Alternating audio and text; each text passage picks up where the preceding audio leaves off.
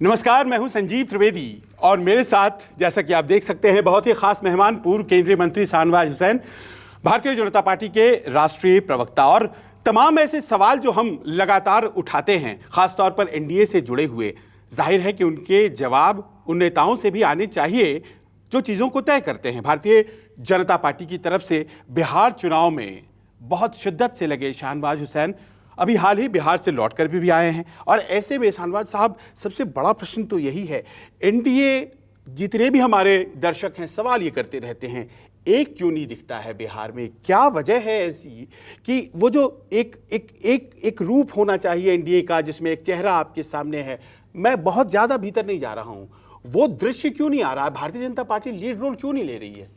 देखिए, अगर कोई एक एकजुट दिख रहा है तो एनडीए ही दिख रहा है। बिहार में हम गठबंधन में चुनाव लड़ते हैं, नीतीश कुमार जी के नेतृत्व में चुनाव में जाएंगे, ऐलान कर चुके हैं पहले। हम लोगों के साथ लोजपा, भाजपा और जदयू मिलकर लड़ेंगे, ये ऐलान कर चुके हैं। साथ में जीतन राम मांझी जी की पार्टी ने कहा है कि वो जदयू के साथ मिलकर चुनाव लड़ेंगे, एनडीए में आएंगे। और भी कुछ दल आ सकते हैं जो अभी तक की खबर है। तो अगर कोई इकट्ठा है, एकजुट है, तो वो एनडीए है। और महागठबंधन में महाफूट है, वहाँ पर लग रहा है कि आरजेडी और कांग्रेस तना तना रह जाएगी। हमारे यहाँ तो सब कुछ एक है, हम तो काम कर रहे हैं, विकास के मुद्दे पर चुनाव में जा रहे हैं। प्रधानमंत्री जी का आशीर्वाद है, नीतीश कुमार जी का नेतृत्व है।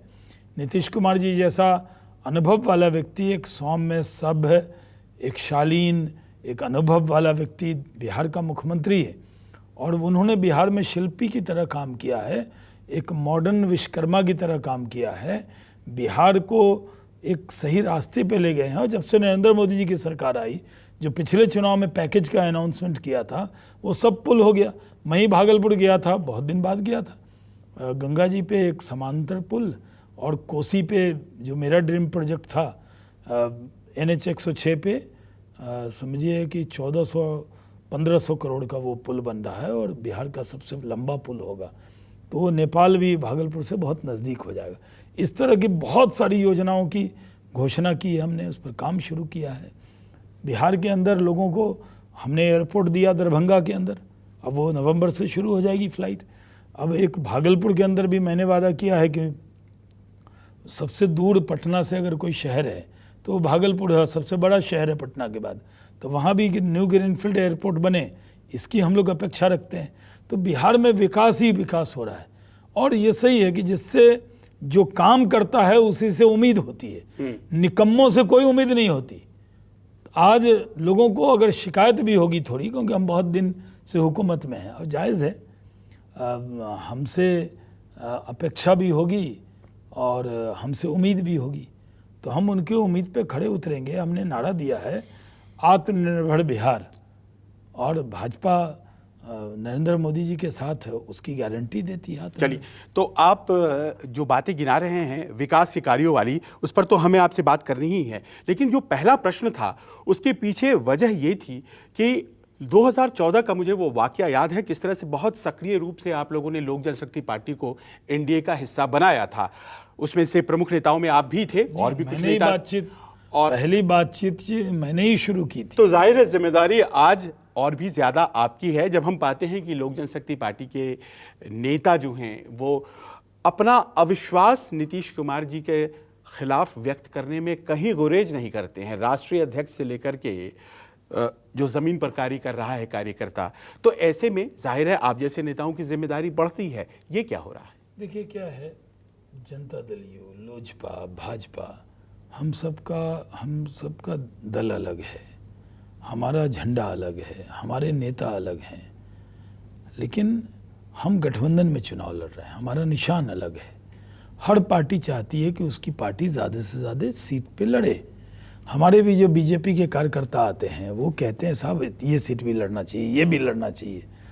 तो उसी तरह जदयू के कार्यकर्ता नीतीश जी को कहते हैं ये भी लड़ना चाहिए, ये भी लड़ना चाहिए।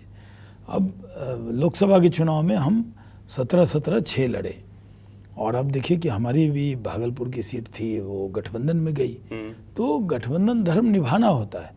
जदयू की भी कोई बहुत अच्छी सीटें थी जो हमारे पास आई, हमारी सीट उनके पास गई। तो हम इकट्ठे होकर लड़े तो किशनगंज के अलावा हम सारी सीट जीत गए, 39 सीट जीते। अब चिराग पासवान या लोजपा अगर कुछ दावा अपने सीट पर या उनके कार्यकर्ता कर रहे हैं तो ये उनका दावा है, लेकिन जब तय होगा तो जो तय हो जाएगा उसमें इकट्ठे होकर लड़ेंगे, इसमें कोई शक नहीं। चिराग पासवान कहते हैं हमारी सीटों की तो लड़ाई ही नहीं है, हम तो गवर्नेंस के सवाल पर 15 सालों में इतनी समस्याएं वो हमने सॉल्व नहीं की। मैंने खुद उनका इंटरव्यू किया, उन्होंने कहा हमारी लड़ाई को छोटी मत कीजिए आप, देखिए हम तो सीट के लिए लड़ ही नहीं रहे हैं, लेकिन जो बाढ़ आया है, जो बेरोजगारी का आलम दिखा, जो लॉकडाउन के वक्त त्रासदी दिखी, इसके लिए मुझे लगता है कि नीतीश कुमार जिम्मेदार हैं। देखिए, गठबंधन में भी जिम्मेदारी सामूहिक होती है। जब किसी चीज़ का यश मिलता है तो उसमें भी सब भागीदार होते हैं, और कोई कमी रहती है उसकी जिम्मेदारी से हम नहीं भाग सकते।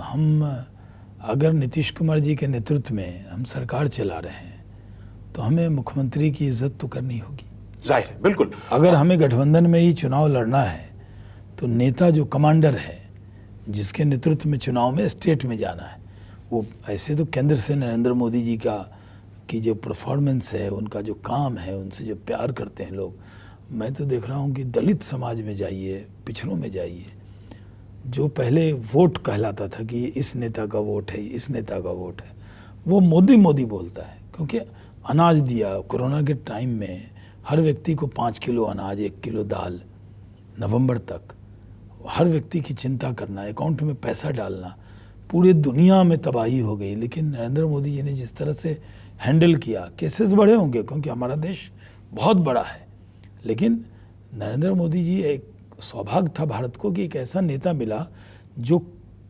चुनौती को अवसर में बदला उसने।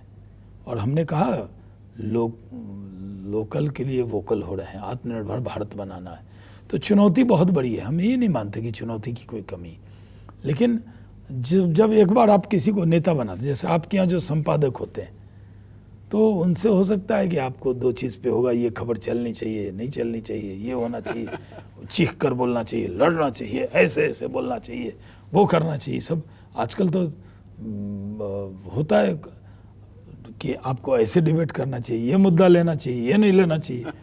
तो पहले बड़ी डिबेट अलग तरह की होती थी, तो आपकी राय अलग हो सकती है, लेकिन जो संपादक तय करेंगे वो आप करेंगे। ये बड़ी बात आप कह रहे हैं, और आपने जो दृष्टांत चुना है, उदाहरण चुना है हमारे न्यूज़ रूम से, चलिए अच्छा है। यानी कि चिराग पासवान के लिए संदेश कि भाई उन्हें भी नीतीश कुमार को मानना चाहिए। अब भारतीय जनता पार्टी की तरफ से ये कही जा रही है बात, लेकिन ये जो प्रश्न आपने उठाया, खुद आपने ये बात कही कि किस तरह से प्रधानमंत्री मोदी की जो पॉपुलैरिटी है, लोकप्रियता है, वो बिहार में बढ़ी है, और जाहिर है 40 में से 39 सीट जीतने का मतलब ही यही होता है। किशनगंज छोड़ के सारी जीत गए, बिल्कुल। और वैसे किशनगंज की सीट जीतने का रिकॉर्ड भी आप ही के हाथ है, भारतीय जनता पार्टी की तरफ से।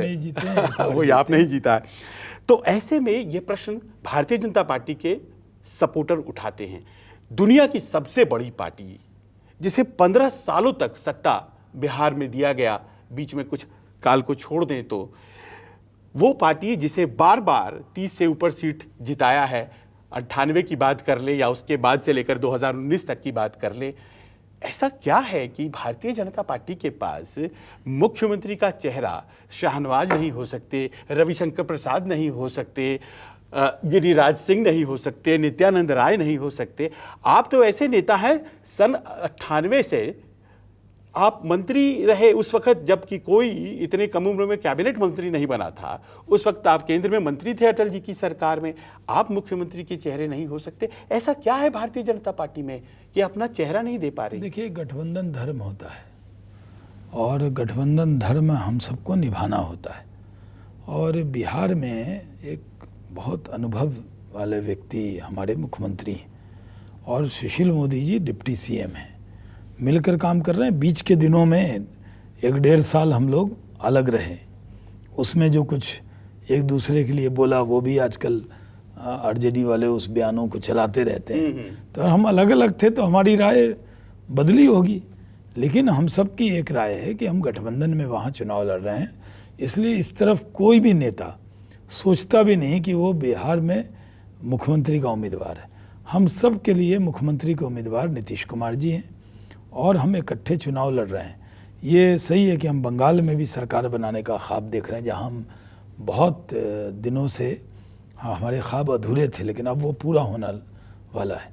हमारा मिशन है कि हम केरल में भी सरकार बनाएं, लेकिन बिहार में गठबंधन धर्म को ईमानदारी से अगर कोई पार्टी निभाती है तो वो भारतीय जनता पार्टी निभाती है।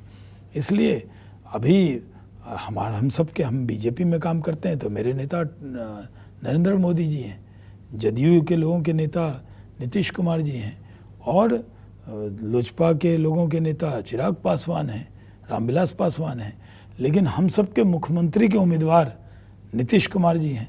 तो उनकी प्रतिष्ठा पर कोई ऐसी बात नहीं करनी जो उनके प्रतिष्ठा के खिलाफ जाए, क्योंकि जब कमांडर जो जिसके नेतृत्व में आप चुनाव में जा रहे हैं उनको तो इज्जत देनी पड़ेगी और इसमें कोई कन्फ्यूज़न नहीं है। जब हमारे नेता नरेंद्र मोदी जी, अमित शाह जी, नड्डा जी अनाउंस कर चुके हैं कि नीतीश कुमार जी के नेतृत्व में चुनाव लड़ेंगे, तो हमारी सबकी जिम्मेदारी है कि अपने नेता की बात को जाकर पूरा करें। हम गठबंधन में चुनाव लड़ेंगे। बीजेपी चाहेगी कि जितनी सीटें बीजेपी को गठबंधन में मिले उसका स्ट्राइकिंग रेट लोकसभा की तरह हो, एक सीट ना हारे, ये मिशन हमने रखा है। और हम अपने सहयोगी को भी कोई सीट हारने न दें, उसमें भी पूरी मदद करें। तो इरादा है कि इस बार 200 के पार हम पहले भी जा चुके हैं, तो इस बार और मजबूती से लड़ेंगे। और थोड़ी दरार आई थी, वो दरार जब पट जाती है ना, जब आप एक दूसरे से जुदा होते हैं, जब मिलते हैं तो और ज़ोर से मिलते हैं। एक कार्यकर्ता, भारतीय जनता पार्टी के कार्यकर्ता के तौर पर आपको क्या लगता है, भारतीय जनता पार्टी को बराबर की सीटें लड़नी चाहिए जेडीयू से, या ज़्यादा लड़नी चाहिए, या फिर वो फॉर्मूला होना चाहिए जो कि लोकसभा चुनाव में था? नहीं, लोकसभा के चुनाव में तो हम बराबर लड़े थे और विधानसभा के चुनाव में बातचीत हो रही है। कौन कितनी सीटों पे लड़ेगा ये अभी तक तय नहीं हुआ है। मैं पार्टी का ऑफिशियल स्पोक्स पर्सन हूँ, इस नाते मैं उतना ही कहूँगा जितना मुझे हमारे राष्ट्रीय अध्यक्ष नड्डा जी बताएंगे कि इतना तय हुआ है। अभी बातचीत हो रही है, कौन कहाँ लड़ेगा, कौन कितनी सीटें लड़ेगा, ये सिर्फ कयास लगाए जा रहे हैं। वो तय होगा और जब तय होगा तो हम अपने उम्मीदवारों का चयन करेंगे। हमारे बहुत से सीटिंग मेंबर हैं, उनको भी लड़ाएंगे। बहुत से सीटिंग हैं वो नहीं भी लड़ सकते हैं, कुछ नए उम्मीदवार भी आ सकते हैं। हम पूरी तरह कार्यकर्ताओं से राय ले रहे हैं, हम वहाँ सर्वे भी करा रहे हैं, लेकिन टारगेट ये है कि लोकसभा की तरह Bharatiya Janata party 100% striking rate पे जाए। तो बराबरी की सीटों पर लड़ेंगे, ऐसे कार्यकर्ता बहुत लोग चाहते हैं आपके, खास तौर पर जो आपके सांसद हैं, पिछले दिनों यहाँ दिल्ली में बैठक में आए हुए थे। आपको तो पता ही होगा, उनमें से बहुत लोग चाहते थे कि बराबरी का दर्जा जो लोकसभा चुनाव के दौरान मिला, कम से कम वो रहे, या फिर ज़्यादा सीटें हम लड़ें। हम केंद्र में हैं, मुख्यमंत्री का चेहरा तो हमने उन्हें बनाया है। नहीं, देखिए, हर कार्यकर्ता की, मैंने पहले ही कहा, ये इच्छा हो सकती है कि हम ये सीट लड़ें, ये भी लड़ें, ज़्यादा लड़ें, ये हो सकती है और ये मांग करने में कोई दिक्कत नहीं है। जेडीयू के कार्यकर्ता या लोजपा के या भारतीय जनता पार्टी के। हम भागलपुर गए थे तो हर सीट पे बीजेपी के वर्कर आ गए कि हमें ये भी लड़ना चाहिए, ये भी लड़ना चाहिए, अच्छा, ये भी लड़ना चाहिए। हमने कहा भाई गठबंधन में है तो ऐसा नहीं होगा कि सारी सीट हम लड़ेंगे, हम अपने गठबंधन के साथियों के लिए भी सीट छोड़ेंगे। तो मैं क्योंकि भाजपा का प्रवक्ता हूँ, केंद्रीय चुनाव समिति का सदस्य हूँ, इसलिए मैं एक जिम्मेदार कार्यकर्ता के नाते मैं ये नहीं कह सकता कि इतनी लड़नी चाहिए, इतनी नहीं लड़नी चाहिए। मैं इतना कह सकता हूँ कि हम जितनी सीट भी हमारा केंद्रीय नेतृत्व हमें लड़ने को देगा, हम बिहार के कार्यकर्ता के नाते उन सारी सीटों को जीत कर केंद्रीय नेतृत्व के झोली में देंगे, नरेंद्र मोदी जी के झोली में देंगे। अच्छा, और ये स्ट्राइक रेट वाला एंगल क्यों आप लोग लेकर आ गए हैं बीच में? देखिए, स्ट्राइक रेट हमारा ज़्यादा होगा, जाहिर है कि आपका स्ट्राइक रेट आपके सहयोगी से ज़्यादा होगा, तो क्या ये भी एंगल है कि हम जितनी भी लड़ें हम जेडीयू से ज़्यादा पाएं? नहीं, ऐसा नहीं। हमने आपको कहा कि हम जेडीयू भी को सहयोग करेंगे कि वो भी हमारे स्ट्राइक रेट से जीते, क्योंकि लोकसभा के चुनाव में हमने 100% स्ट्राइक रेट से 17 की 17 जीत गए थे। जीती, सही बात। और लोजपा भी 6 की 6 जीत गई। हाँ। और किशनगंज भी मेरे मन में मलाल रहता है कि बस वही एक हार हुई। पार्टी ने हमको अगर 2-4 दिन के लिए वहाँ भेज दिया होता, क्योंकि जदयू की सीट थी, तो उस सब इलाके में हमने काम करके लोगों के मन में जगह बनाई हुई है। शायद वो सीट भी थोड़ी मेहनत और होती तो जदयू वहाँ भी जीत जाता। तो ये जो सपना था 40 की 40 जीतने का, वो नहीं हुआ। लेकिन विधानसभा चुनाव में देखिएगा कि अरविंद केजरीवाल का भी जो स्ट्राइकिंग रेट का रिकॉर्ड है दिल्ली का, वो हम तोड़ेंगे बिहार के अंदर एनडीए के तौर पे। अच्छा, और ये भी बता दीजिए कि चुनाव में चेहरा कौन होंगे? मोदी जी होंगे चेहरा बिहार के चुनाव में, ये एज्यूम करके चलें? क्योंकि आपके जो भी पोस्टर्स के बारे में हमें जानकारी मिली है उसमें तो प्रधानमंत्री मोदी का ही चेहरा है, कोई और नेता उसमें नहीं है। तो हम मान के चलें कि भारतीय जनता पार्टी मोदी जी के चेहरे के सहारे ही चुनाव लड़ेगी बिहार में। देखिए, बीजेपी का सौभाग्य है कि हमारे पास मोदी है,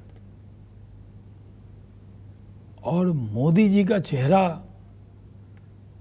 आगे नहीं रखेंगे तो दिक्कत होगी, क्योंकि मोदी जी पर भरोसा बहुत ज़्यादा है लोगों को। लोकसभा के चुनाव में तो 303 सीट जीते, लेकिन उसके बाद जिस तरह धारा 370 हम हटा दी, जिस तरह से सीए लेकर आ गए, जिस तरह से राम मंदिर के बारे में आप ही लोगों से सवाल होता था, आपने कई बार पूछा कि राम मंदिर वहीं बनाएंगे, तारीख नहीं बताएंगे।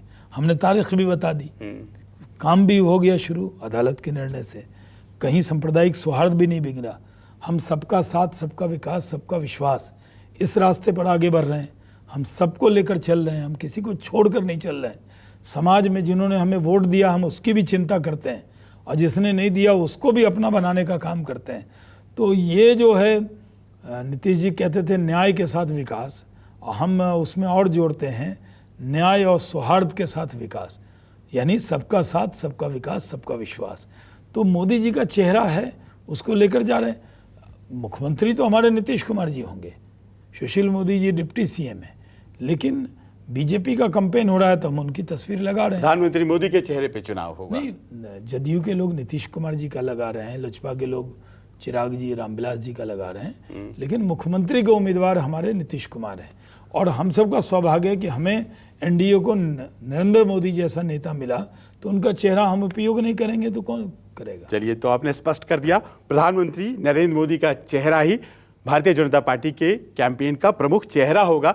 और इस चेहरे के बाद का भी क्यों? और एनडीए का भी, और इसके चेहरे के बाद शायद एनडीए को किसी और चेहरे की उतनी जरूरत नहीं है। नहीं, नीतीश कुमार के नेतृत्व की जरूरत है। नेतृत्व की जरूरत है। नीतीश कुमार जी मुख्यमंत्री के उम्मीदवार हैं, और हम बीजेपी के लोग गठबंधन धर्म को बहुत अच्छे से निभाते हैं। यानी अपने नेताओं को जितनी इज्जत देते हैं उतना अपने गठबंधन के नेता को भी इज्जत। वो तो जाहिर है, वो तो आपने जब मुख्यमंत्री का उम्मीदवार घोषित किया है। मुझे आखिर में एक और कौतूहल है जिसके बारे में आपसे जानना चाहूँगा।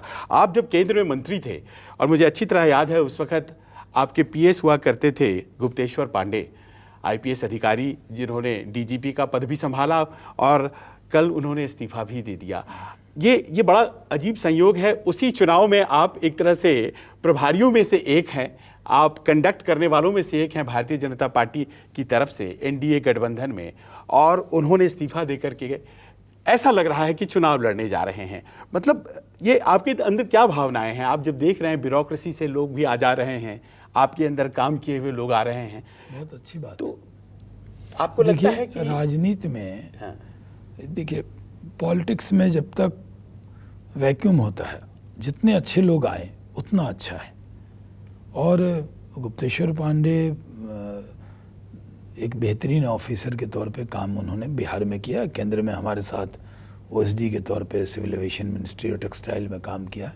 वो बहुत हर काम को ईमानदारी से, दयानतदारी से करते हैं, और उन्होंने वीआरएस ले लिया। और राजनीति में आने का सबको हक है। इतना कौतूहल क्यों मच गया है कि अगर गुप्तेश्वर जी राजनीति में आ रहे हैं तो क्या वो बीजेपी जेडीयू की तरफ आते हुए दिखाई पड़ रहे हैं? नहीं, वो कहाँ आएंगे, किसके साथ जाएंगे, आप कह सकते हैं, हमें बता ये सकते हैं। उनके नहीं, वो उनको तय करना है, वो राजनीति में आएंगे नहीं आएंगे वो तय करना है। लेकिन ये सही है कि भारतीय जनता पार्टी के यहाँ तो आप मिस कॉल मार देंगे आप, तो आप भी मेंबर हम बना लेंगे आपको। हमारे यहाँ तो दरवाज़ा हमने खोला हुआ है, और हमारे सहयोगी दल के यहाँ भी कोई जाता है तो उसे हम अपना ही मानते हैं। अच्छा, कोरोना की आंच तो नहीं आएगी ना? आपको चुनाव लगता है समय पर होंगे? नहीं, चुनाव तो समय पे होंगे। लोकतंत्र में सब काम हो रहा है, टीवी इंटरव्यू हो रहा है, लोग हवाई जहाज से जा रहे हैं, लोग मिलजुल रहे हैं, सोशल डिस्टेंसिंग का ध्यान रख रहे हैं, हम लोग मास्क पहन रहे हैं। देखिए, ये उतार के सिर्फ इंटरव्यू थोड़ी देर के लिए किया है। तो मेरा जो आपका ये देख रहे होंगे दर्शक, उनसे अपील है कि आप कोरोना से बच सकते हैं अगर मास्क पहने और अपने चेहरे को अपने हाथ से ज़्यादा न छुएं, थोड़ा सोशल डिस्टेंसिंग रखें। ये खुद के लिए है, ये सेल्फ डिसिप्लिन है। यानी अगर आप मास्क नहीं पहन रहे हैं तो आप खुदकशी पे आमादा है। तो आपको खुद ध्यान अपना रखना है। कोरोना बीमारी है, जब तक वैक्सीन नहीं आती। तो मोदी जी ने कहा ना कि जान है, और जान भी है, जहान भी है। तो जहान जब चल सकता है तो फिर चुनाव क्यों नहीं हो सकता? चुनाव क्यों नहीं हो सकता है? तो चुनाव होंगे, समय से होंगे, ऐसी उम्मीद है शाहनवाज हुसैन की। और बड़ा स्पष्ट संदेश भी है। नीतीश जी चेहरे हैं गठबंधन के, और नीतीश जी का सम्मान और समर्थन हर गठबंधन में मौजूद दलों की जिम्मेदारी भी है। जाहिर है वो अगर नेतृत्व कर रहे हैं, लेकिन चेहरे जो हैं इस बार के चुनाव के, प्रधानमंत्री मोदी हैं एनडीए के लिए। ये भी बड़े स्पष्टवादिता के साथ शाहनवाज जी ने कह दिया। बस इतना ही, आज हमें दीजिए इजाज़त, और हमारे इस खास वीडियो को अपने मित्रों के साथ शेयर कीजिए। आपका प्रोत्साहन हमारे लिए बहुत ज़रूरी है। आप हमारे चैनल को सब्सक्राइब कीजिए और इस वीडियो को लाइक ज़रूर कीजिएगा। आपका सहयोग हमारे लिए बहुत महत्वपूर्ण है। धन्यवाद। नमस्कार, मैं हूं संदीप चौधरी। अगर आपको ये वीडियो पसंद आया हो तो इसे लाइक और शेयर जरूर करें, और हाँ, हमें सब्सक्राइब और फॉलो करना ना भूलें, ताकि आप देश और दुनिया की कोई खबर मिस ना करें। तो जुड़िए हमारे साथ और देखते रहिए News 24।